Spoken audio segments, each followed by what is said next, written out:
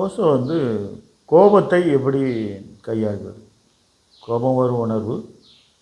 இந்த உணர்வு பெரும்பாலும் இந்த உணர்வு தான் உலகத்தையே ஆட்டி படைத்துக்கிட்டு இருக்கு இல்லையா? கோபம் கோபம் கோபம், எதுக்கெடுத்தாலும் கோபம். ஏன் இவ்வளோ கோபம் வருது நமக்கு? ஆஃபீஸுக்கு போகிறோம், வேலை இடத்துல மேனேஜரோ இல்லை மேனேஜர் முதலாளியோ திட்டுனா அந்த கோபத்தை சுமந்து கொண்டு வீட்டில் போய் காட்டுறோம்.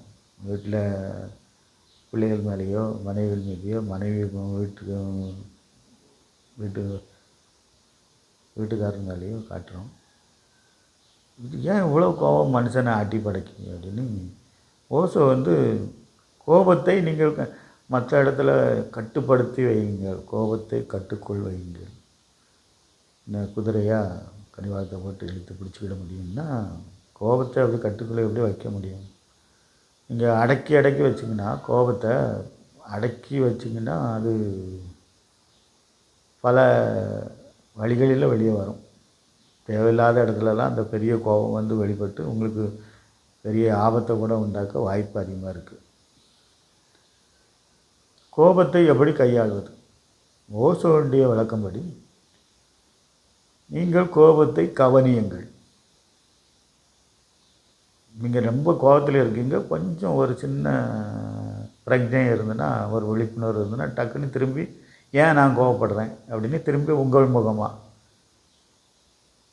ஓஷோ வந்து பீத்தர் தேக்கோ, அந்தர் பீத்தர் தேக்கோ அப்படின்னு சொல்கிறார். அதாவது அந்த உங்கள் உள்முகமாக திரும்பி பார்த்திங்கன்னா கோபம் இல்லாமல் போகிறத உணர முடியும்.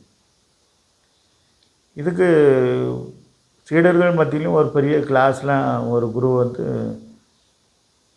ஒரு கிளாஸ் எடுத்துக்கிட்டு இருந்தார். அப்போ சொல்லி வச்சே 2-3 சீடர்கள் ஒரு தர குறிப்பிட்டு இந்த ஆளை கேலி கிண்டல் செய்து கோபத்துக்கும் உச்சிக்கு கொண்டு போக வைப்பார்கள்.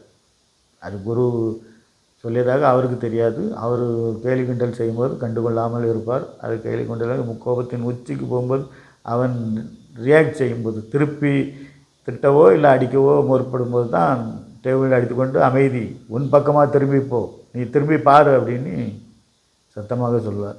அதை திரும்பி பார்த்தோன்னே அதுதான் அந்த சீடர்கள் வந்து கோபத்தை எப்படி கையாளணும் அப்படின்னு கற்றுக் கொடுக்கப்படுகிறது. அப்போ வந்து அமைதி ஆகிடுவாங்க. அவன் வந்து கோபம் இல்லாமல் போகிறத நீங்கள் உணர்வீங்க.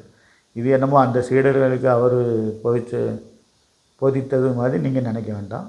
உங்களுக்குள்ளேயும் அதே தான் நடக்கும். நீங்கள் இப்போ கோபத்தினால தான் அந்த பெரிய ஆபத்து, பெரிய விளைவுகளை செஞ்சுக்கிட்டு இருக்கோன்னு உலகத்துக்கே தெரிஞ்ச விஷயந்தான். இதை ஒவ்வொருத்தரும் இந்த ஒரு சின்ன முறையை நீங்கள் கையாண்டிங்கன்னா கோபம் இல்லாமல் போகணும்னு ஓஷோ அவர்கள் மிக தெளிவாக சொல்கிறார். ஏதோ அவர் சொல்லுகிறார் நம்ம செய்ய முடியாதுல்லை, நீங்களே செஞ்சு பாருங்கள். அப்படி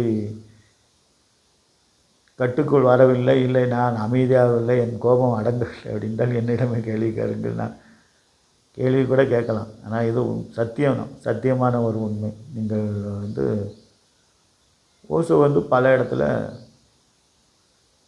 கிண்டலாக கூட இப்போ நிறைய கதைகள் சொல்வார். அதாவது இந்த வருஷம் நான் பொதுவாக எல்லோரும் சொல்கிறோம், இந்த வருஷம் நான் யார் மேலும் கோபப்பட மாட்டேன், கோபத்தை விட்டு திறந்து விடுகிறேன் அப்படின்னு சொல்லிட்டு இருப்பார்கள். மறுநாளே வீட்டில் பிரச்சனை வரும்போது கோபம் தலைக்கேறி பின்விளைவுகள் பயங்கரமாக இருக்கும்.